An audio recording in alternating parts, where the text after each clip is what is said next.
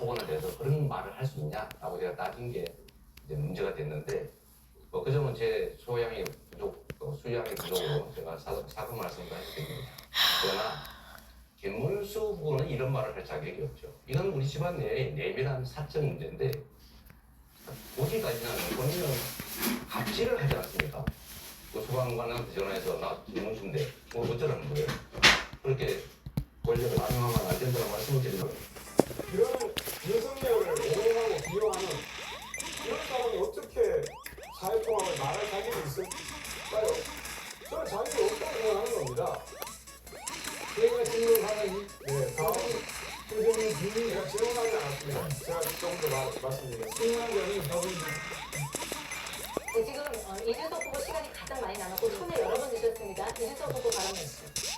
예, 방금 전에 고영주 후보님 말씀하신 것처럼 이제 윤석열이는 그런 음모론이자 망상을 하는 사람에 대한 위험함은 우리 국민들께서 익히 아셨을 것이다 이렇게 생각합니다. 그분이 여러 가지 망상을 하셨지만 특히 부정선거 담론 같은 경우에는 매우 위험했고 그것을 규명하겠다는 민영하에 개헌이라는 아주 큰 잘못을 저질렀습니다. 저는 이미 정치적으로 살아가는 것이나 마찬가지인 윤석열 대통령에게 얘기하지 앞서 지금 이 자리에 우리와 함께 서 있는 이재명 후보의 생각에 대해서 좀 구분할 필요가 있다 생각합니다. 사실 이번에 부정선거 담론 마찬가지로 지난 2012년 대통령 선거 이후에도 부정선거를 주장하는 사람들이 있습니다. 김원주 씨나 이런 분들 중심으로. 그런데 이재명 후보도 사실 이것에 동조해가지고 부정선거에 관한 내용을 공유한 바가 있습니다. 그래서 이것에 대해서 아직까지 입장을 잡게 가져가신 전면은 제일 재밌어요. 천안함에 대해서도 잠수함과 충돌했다. 연구 결과 나오라는 내용을 공유하면서 천안함 음모론에 동조하는 모습을 보였습니다. 그리고 또 서부전선 포격 당시에 현지 주민이 북한 측의 포사격을 듣지 못했다는 내용의 뉴스를 리트윗했는데요.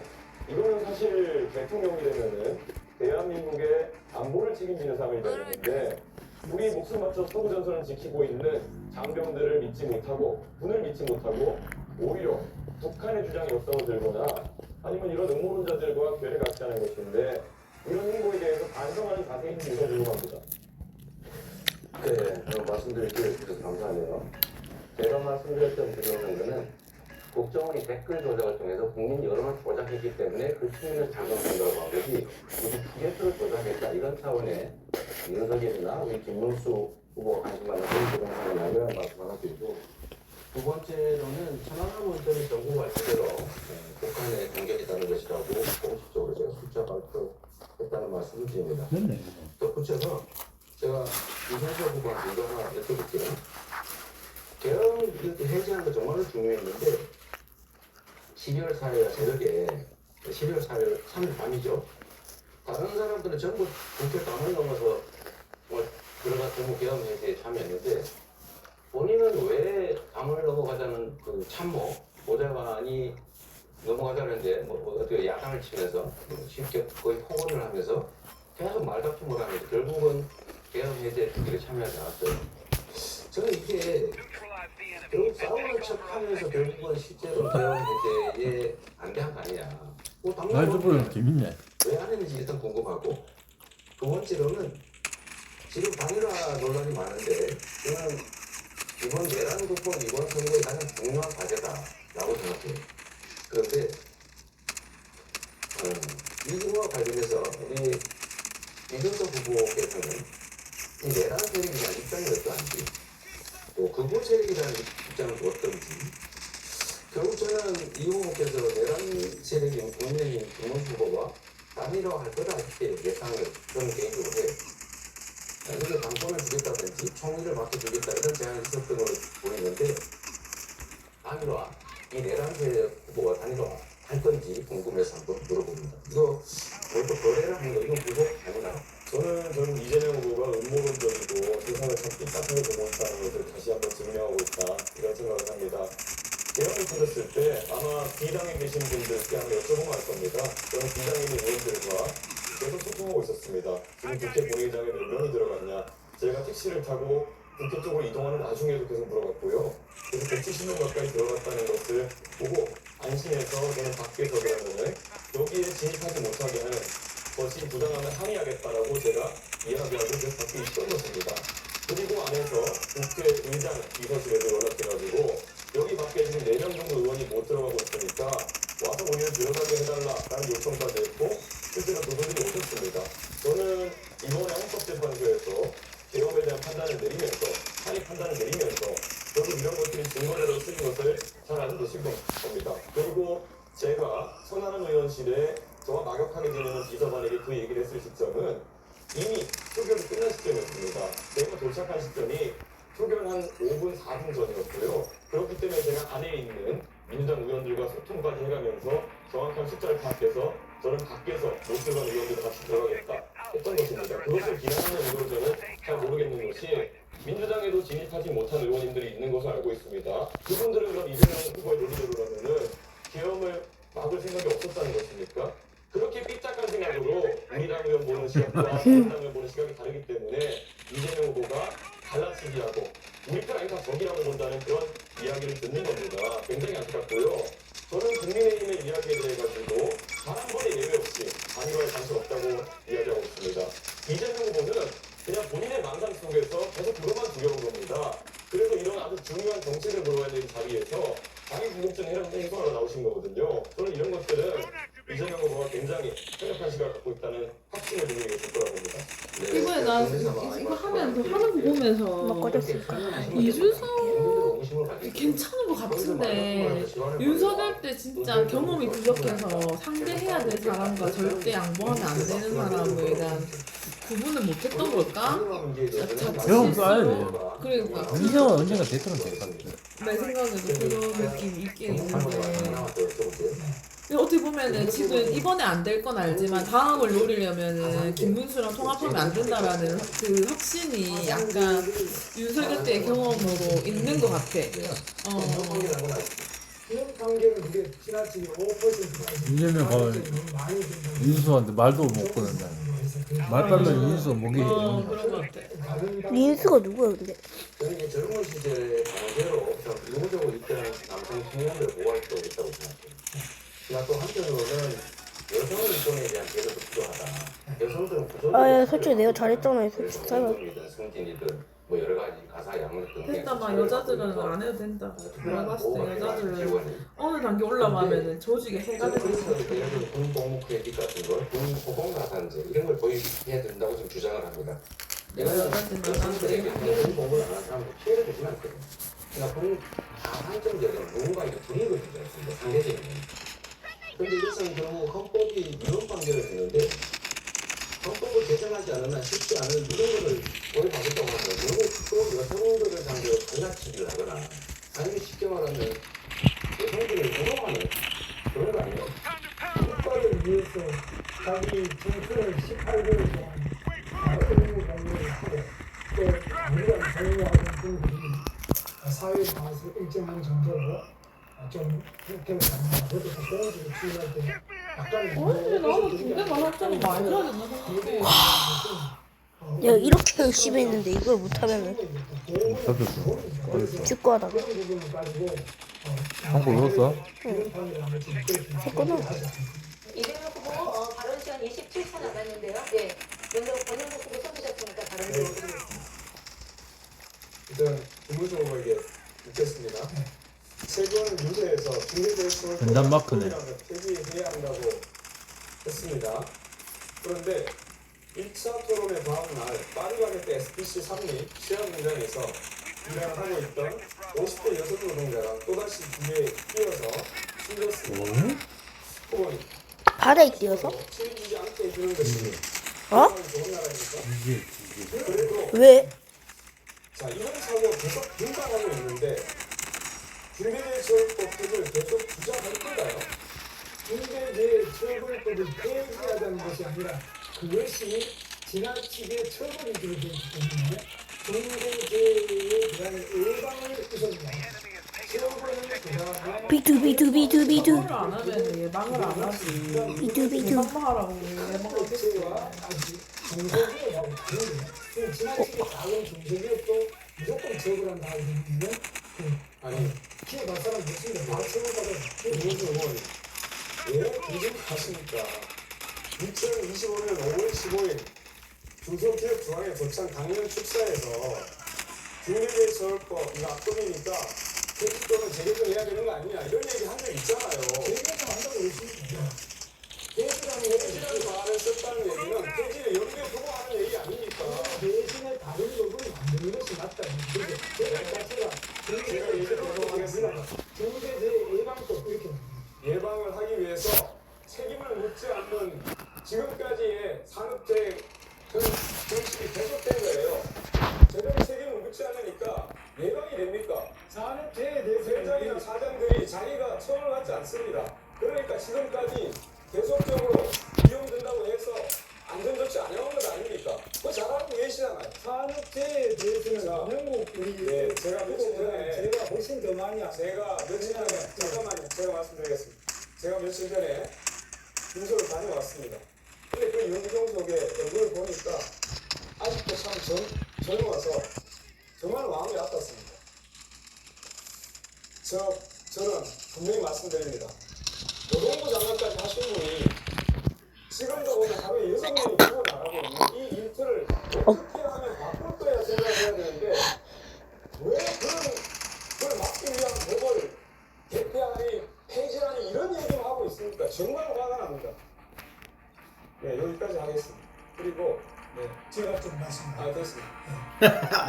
저기 이재명 분께 제가 시간이 많이 남잖아. 답변 시간이 짧기 때문에 짧게 질문하시고 질문 조금 많이 해요. 혹시 답변을 듣고 싶으면 본인의 시간을 양보하셔도 됩니다. 예, 지난해 연말 그 신사동 빌라 집 반지하에서 거주하는 50대 남성이 사망을 했습니다. 알고 겁니다. 네. 공과금과 아빠 호두가 뺄 때도 있지 않아? 수혜를 내지 못했던 고인은 주민센터에 등록 부채 지원을 2차례 요청을 했는데 관련 사업 예산이 소진됐다라는 답변만 들었습니다. 두 달 뒤에 이 남성은 숨졌습니다. 분명히 말씀드리겠습니다. 이 주거 대여에는 부자들에게 87조 원이라고 하는 그 세금을 깎아준 윤석열 정부가 있습니다. 그런데 민주당도 매우 유감스럽게도 예산심사에서 합의를 해줬습니다. 그럴 수 있겠습니다. 윤석열 정부의 부자 강세 원상복구를 안 했습니까? 맞는 말씀이신데 원칙적으로 동의합니다만 지금은 경제 상황이 너무 어려워서 좀 지금은 유보해야 될 것 같아요. 네, 이재명 후보 네, 계속 쓰시겠습니다. 네, 그럼 자기도 좋네. 김문수 조지고. 제가 이재명 후보에게 또 묻겠습니다. 저는 경기도지사가 청년 동생 대표 특사 제가 이 말을 만들어서 공무원들 청년도를 끌어오기 위해서 노력을 해서 신곡등화된 경기도가 제 마지막 3년 동안 계속 1등을 했습니다. 그런데 이재명 후보는 지금 그동안에 좋은 2등급의 경기도가 3등급으로 청년도가 떨어졌을 뿐만 아니라 지금 현재도 재판 5개 나오고 있습니다. 전부 경기도지사, 주유소, 성남시장 때입니다. 그런데 또 법인카드 부분은 이건 정말 좀 상당히 분노할 수밖에 없습니다. 법인카드를 가지고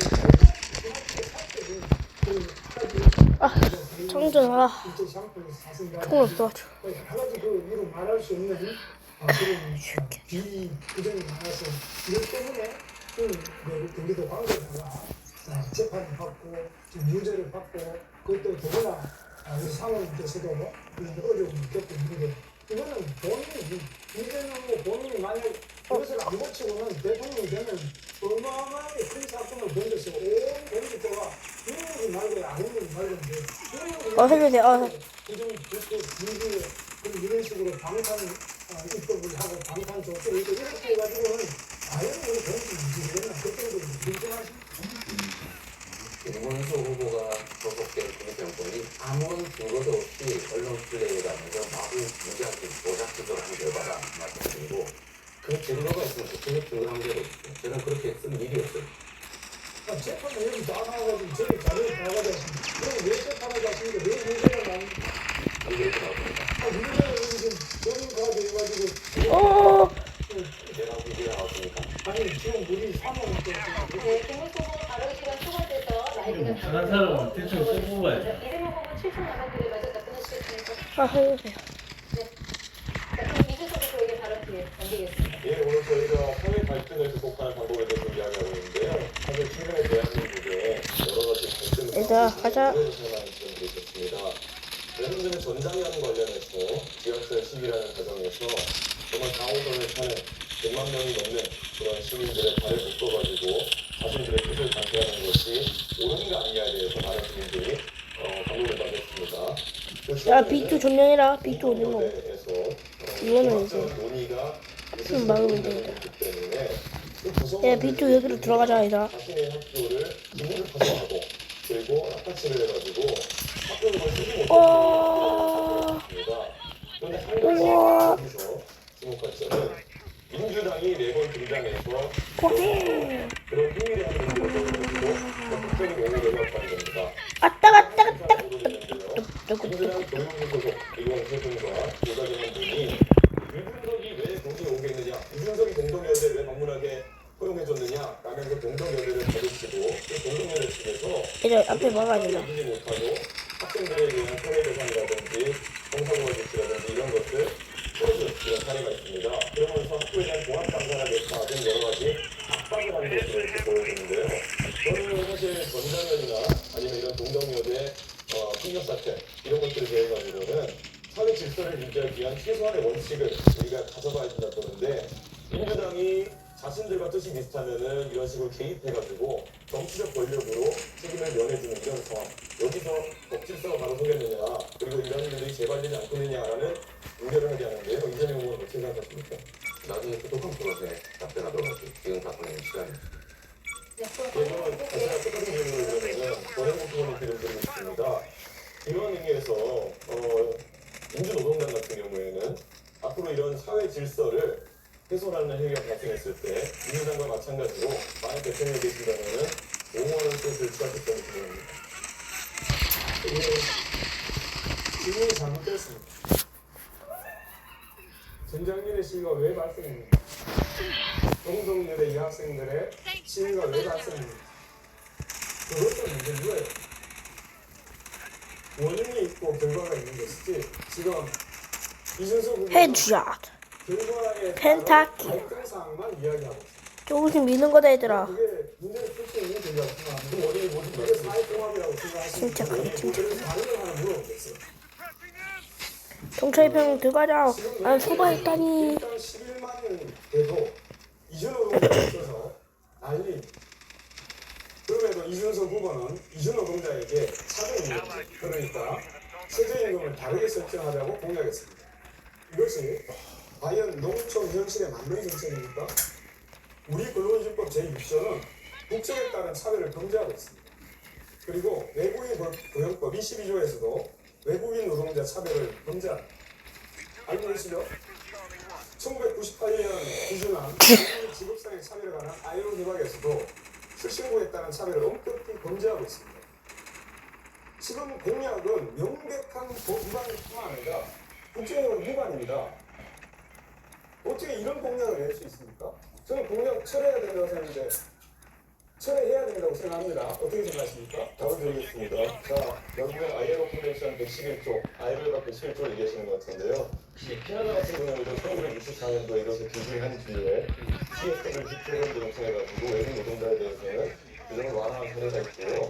그리고 지금 법 얘기하셨는데 당연히 법 개정을 상정해서 말씀드리는 거고요.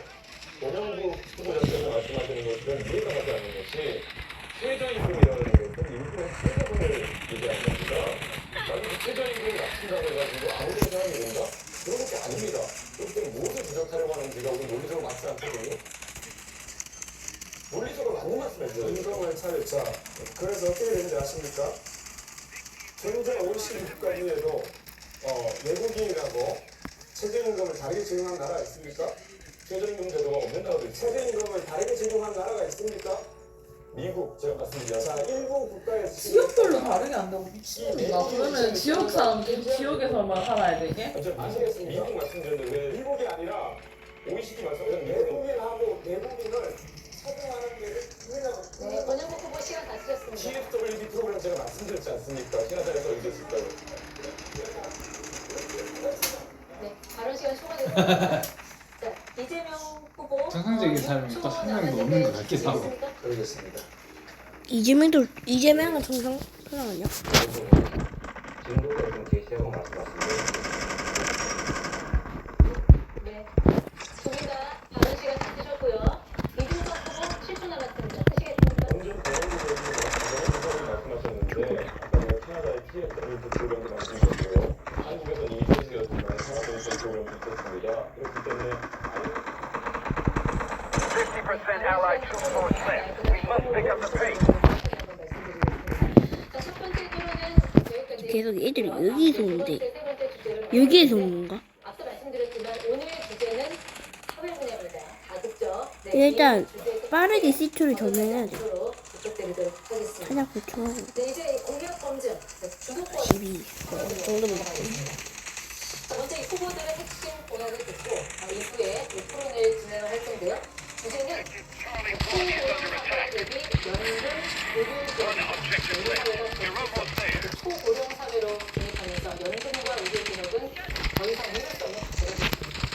역대 정부에서 여러 차례 시도했지만 효율적으로 찾지 못했던 이 난제를 후보들께서는 어떻게 풀어갈 것인지 들어보도록 하겠습니다. 발표 시간 1분 30초 순서에 의해서 권영수 후보 Objective Charlie 1 is under attack. 매우 좀 혼란스럽긴 하죠. 대한민국이 이미 초고령 사회에 진입했습니다. 65세 이상 어르신이 1000만 명을 넘어섰지만 아직도 많은 어르신들이 얘들아 C1 점령하긴 하나. 갖고 있습니다. 이제 정부가 생명이 우선하는 공공 복지국가 시대를 열겠습니다. 첫째, 공공 체류제, 간호감정 통합 서비스를 전면 확대해서 부담 감정을 실현하겠습니다. Fire in the hole! 전 기간을 Fire in the hole! 자녀 출산 시 출산 육아 크레딧으로 자녀 한 명당 24개월의 연금 기간을 인정하겠습니다. 셋째, 프리랜서 Fire in the hole! 지역 가입자의 보험료를 50% 지원하고 기초연금을 월 70만 원으로 사냥 필요하다. 넷째, 의료비 100만 원 상한제 도입과 500개 이상 규모 공공병원 100개 확충으로 저는 어디서나 안심하고 치료받을 수 있는 보건망을 구축하겠습니다. 국민 Fire in the hole! 국가의 사명입니다. 본부가 바이바이 생명의 우선이나 여러분. 돌봄과 존엄이 보장되는 나라.